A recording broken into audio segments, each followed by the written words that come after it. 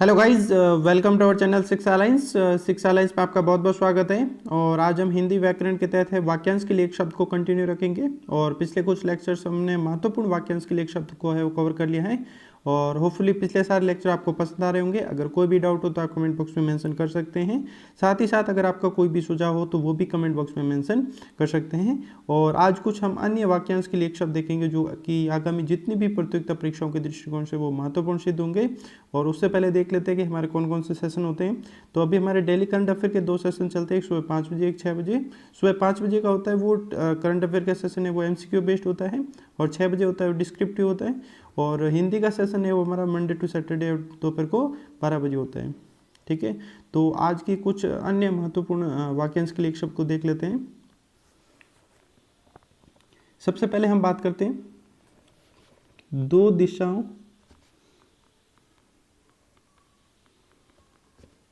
दिशाओं के बीच की दिशा। ठीक है, दो दिशाओं के बीच की दिशा होती है उसको है वो उपदिशा बोला जाता है। ठीक है, उपदिशा। जैसे मान लो चार डायरेक्शंस होती हैं, जैसे उत्तर, दक्षिण, पूर्व, पश्चिम। इनके बीच में जैसे मान लीजिए उत्तर और पश्चिम के बीच में है वो उत्तर पश्चिम है। ठीक है, उत्तर और पश्चिम तो ये मुख्य दिशा है, लेकिन जो उत्तर पश्चिम आएगा वो आएगा उपदिशा के अंदर।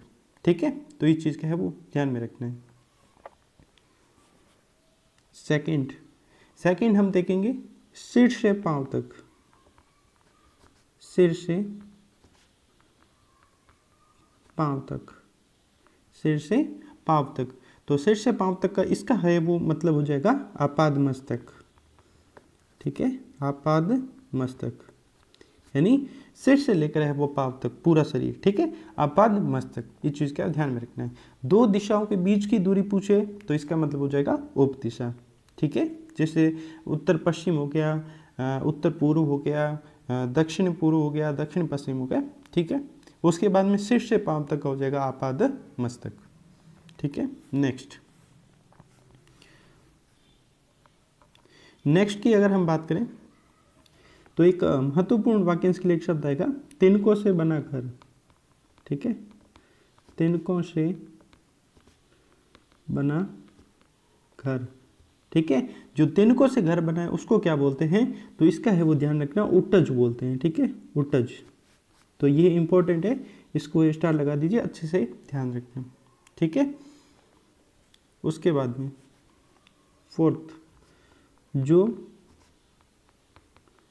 इंद्रियों से परे हो। ठीक है, जो इंद्रियों से परे हो, ये है वो बहुत सारे एग्जाम्स में ये क्वेश्चन रिपीट हो चुका है। तो जो क्वेश्चन बार बार रिपीट होते हैं उसका है वो एक्चुअली ज़्यादा ध्यान रखना है। तो यहाँ पे आ जाएगा इंद्रियातीत। ठीक है, इंद्रियातीत। तो इन दोनों का है वो अच्छे से ध्यान रखना, इनमें से कोई भी रिपीट हो सकता है। तिनकों से बना घर, उटज। ठीक है, और जो इंद्रियों से परे हो उसको हम बोलेंगे इंद्रियातीत। ठीक है, नेक्स्ट की हम बात करें तो यहाँ पे जिसका मन, ठीक है, जिसका मन ऊब गया हो, जिसका मन ऊब गया हो। ठीक है, जैसे हम कहते हैं इंग्लिश में न्यूट्रल रहना। ठीक है, न्यूट्रल। तो यहाँ पे आ जाएगा उदासीन। ठीक है, उदासीन। क्लियर। अब बात करते हैं नेक्स्ट।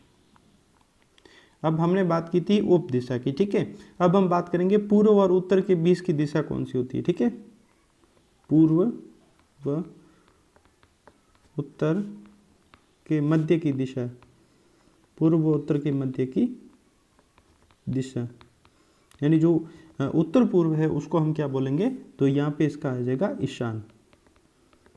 ठीक है, ईशान। तो ये भी है वो इंपॉर्टेंट, इसका भी ध्यान में रखते हैं। तो जिसका मन ऊब गया हो तो यहाँ पे उदासीन आ जाएगा। और पूर्व और उत्तर के मध्य की दिशा की बात की जाए तो इसका हो जाएगा यहाँ पे ईशान। ठीक है, नेक्स्ट की बात की जाए तो बालक से लेकर बड़े तक को क्या बोलेंगे। ठीक है, बालक से लेकर बड़े होने तक। ठीक है, बालक से लेकर बड़े होने तक को हम क्या बोलेंगे, तो यहाँ पे हो जाएगा आबाल वृद्ध, ठीक है, आबाल वृद्ध। तो इसका है वो ध्यान में रखना है, ठीक है। उसके बाद में यहाँ पे ये थोड़ा सा सेंटेंस है, तो इसका है वो ध्यान में रखना है। जो अतिथि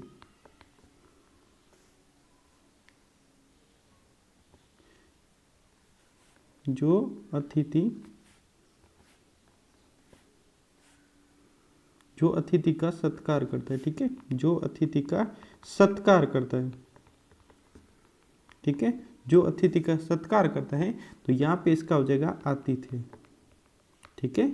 या हम इसको बोलते हैं, जैसे हम कहते हैं ना, कोई टीम यहाँ आती है या कुछ और लोग आते हैं तो मेज़बानी की जाती है, ठीक है। तो ये चीज़ कहते हैं ना, बालक से लेकर बड़े होने तक को यहाँ पे है वो आबाल वृद्ध बोलेंगे, और जो अतिथि का सत्कार करता है उसको हम आतिथ्य बोलेंगे, ठीक है। क्लियर।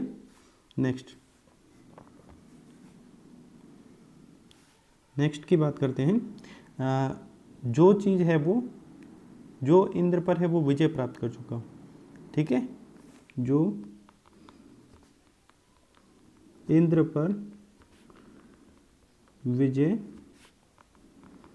प्राप्त कर चुका हो, तो यहाँ पे आ जाएगा इंद्रजीत, ठीक है, इंद्रजीत।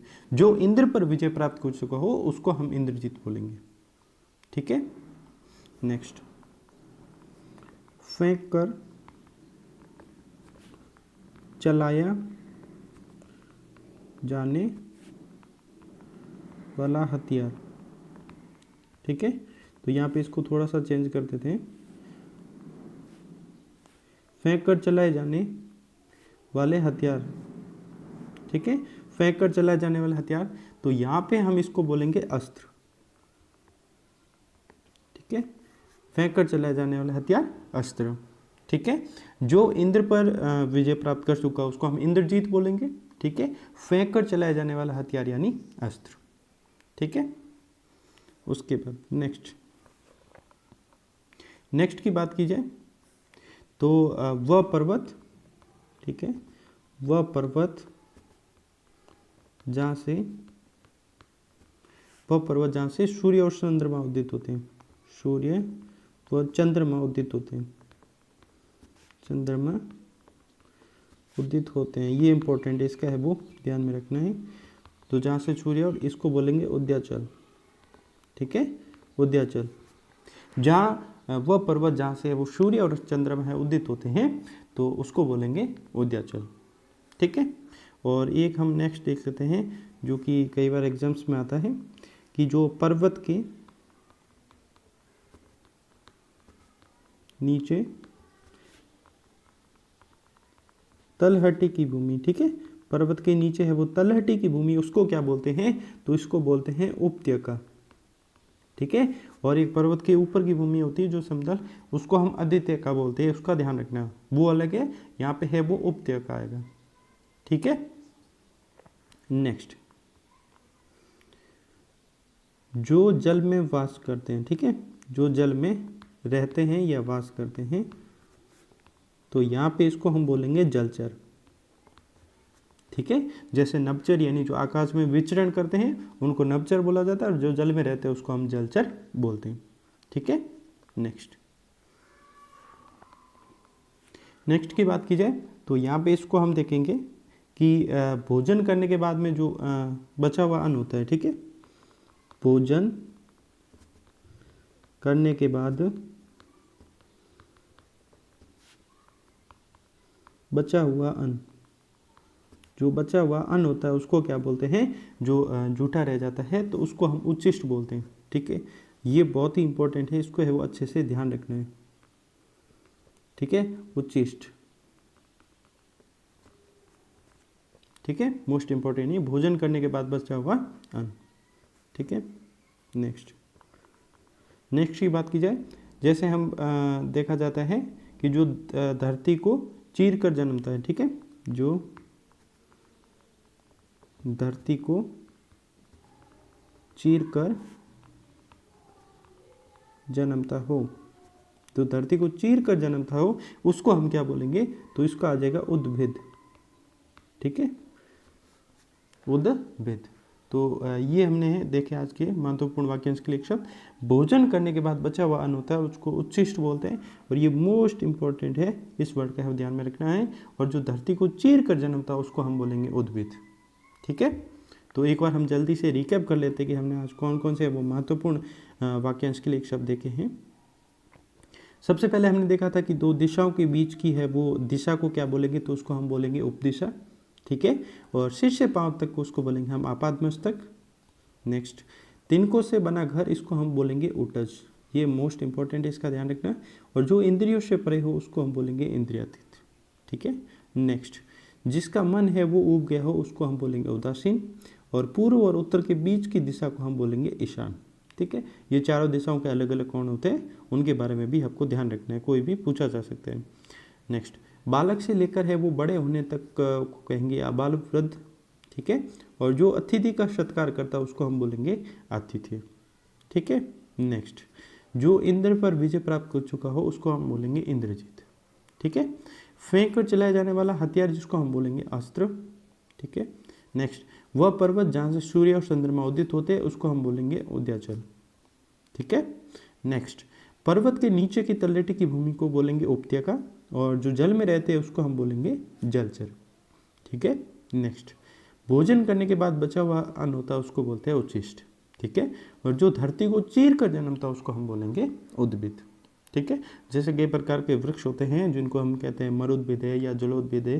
मरुद्भिद यानी मरुस्थल में है वो जो मरुभूमि को चीर कर जन्मे हो, को जलोद्भिद यानी जो जल के अंदर है वो जन्मते हो।